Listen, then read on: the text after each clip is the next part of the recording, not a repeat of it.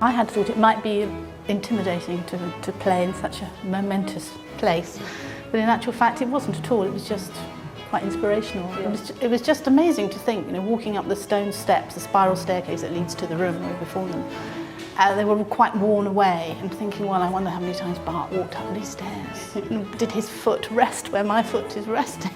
Just amazing to be able to think that, and then to play those pieces of all pieces in that joyful place is just great.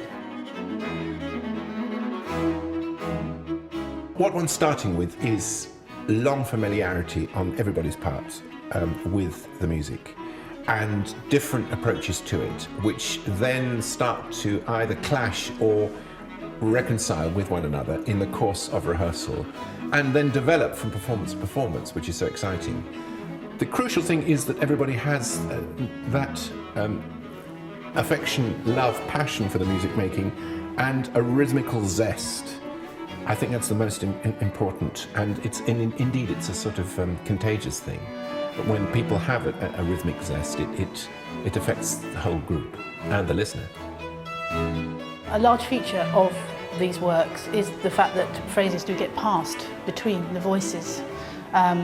And that is quite a challenge to make that seamless, to make that work. But it's also one of the most wonderful features of it, because it means we can connect, and we really do have to lock into each other, and the spontaneity of the performance. And what Bach really shows in writing them all is how well he understood all of the instruments individually.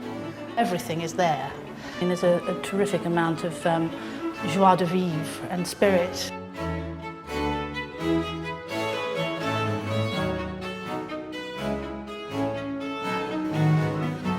I think of our period performances as being cutting edge.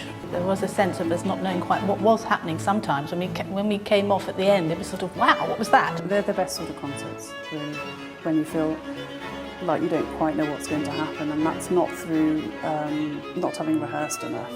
That's to do with just literally being confident enough with the music and with your colleagues to really throw things out there and let them happen.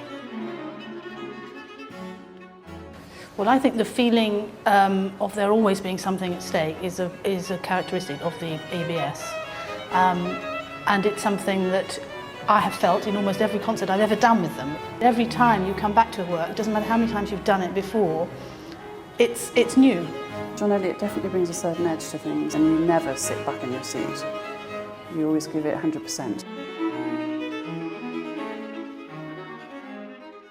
We're constantly learning. And we're learning from each other, and we're learning from John Elliott, and we're learning from the piece and from the place. So it is very much a live thing that you don't come to the end of.